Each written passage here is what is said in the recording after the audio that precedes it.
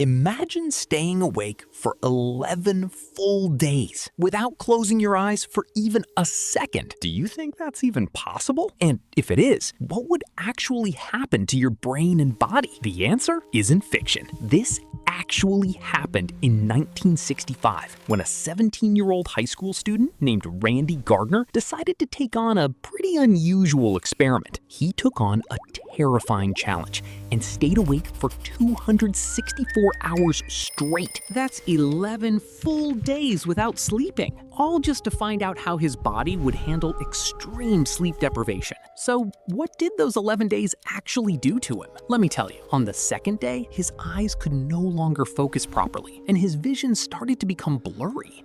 Then he lost the ability to identify objects just by touching them.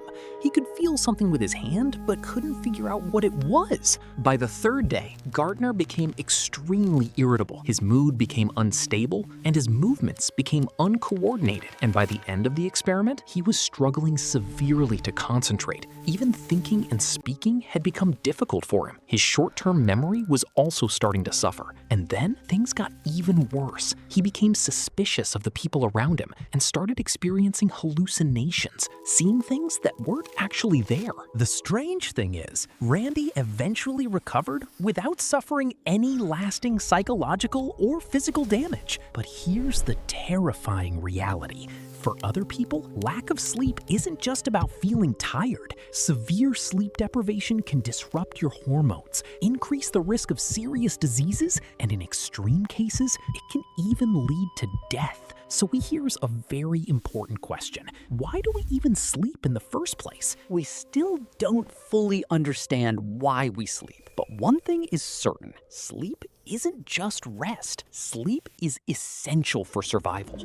Adults generally need 7 to 8 hours of sleep every night, while teenagers need around 10 hours. We start feeling sleepy because our body sends signals to our brain throughout the day saying, "That's enough, I'm done." One of the most important chemicals that builds up in your brain while you're awake is called adenosine. The longer you stay awake, the more adenosine builds up, and the stronger your urge to sleep becomes. At the same time, when it gets dark outside, your body starts releasing melatonin, which helps signal to your body that it's time to sleep. Gradually, you move into deeper stages of sleep. Your heart rate slows down, your breathing becomes calmer, And your muscles relax. but here's the most important part.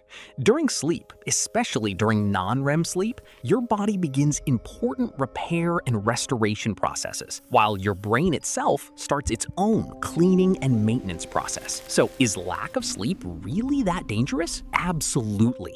Sleep deprivation isn't just about feeling lazy or tired. When you consistently don't get enough sleep, your concentration, memory, mood, and reaction time are all affected. Severe sleep deprivation can also be associated with inflammation, high blood pressure, hallucinations, and an increased risk of obesity and diabetes. In 2014, a very enthusiastic soccer fan died after staying awake for 48 hours straight to watch the World Cup. His death was caused by a stroke, but research suggests that consistently getting less than 6 hours of sleep per night may increase the risk of stroke by around 4.5 times, compared with people who regularly get 7 to 8 hours of sleep.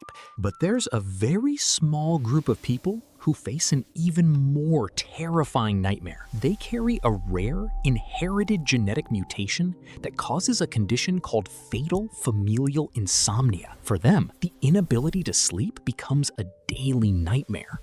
People with this condition gradually lose the ability to sleep normally, and over the course of months or years, the condition progressively gets worse, eventually leading to dementia and death. So, how can sleep deprivation cause all of this? Scientists believe part of the answer lies in the buildup of waste products and chemicals in the brain. While we're awake, our cells are busy using energy, and these processes produce various byproducts and waste products, including a chemical called adenosine. And the more adenosine builds up, the harder it becomes to resist the urge to sleep. This is known as sleep pressure. And here's something interesting. Caffeine keeps us awake because it prevents adenosine from reaching its receptors in the brain. In other words, the caffeine in coffee blocks adenosine from binding binding to its receptors, which makes us feel more awake for longer. But adenosine isn't the only thing that builds up. Other waste products and chemicals also accumulate in the brain while we're awake. And if these waste products aren't properly cleared away, they can build up and contribute to many of the symptoms associated with sleep deprivation. So, how does the brain clean itself? While we're asleep, an incredible cleaning system called the glymphatic system kicks into action. It's essentially a waste clearance system for the brain, and it becomes more active during sleep. This system uses cerebrospinal fluid to help clear away toxic substances and waste products that accumulate between brain cells, and it doesn't stop there. Scientists have also discovered lymphatic vessels in the brain that allow immune cells to travel through them, and these vessels may also play a role in clearing away the brain's daily waste. So, while scientists continue uncovering more secrets and trying to understand exactly how sleep repairs and restores the brain and body, there's one thing we can be sure of. We need to sleep well if we want to protect our health and keep our minds functioning properly, because you're not sleeping just to waste time. You're sleeping so your brain can repair the damage the day has done. And if you want to discover more secrets about your brain, your body, and the things happening inside you without you even realizing it, follow the channel and stay with us.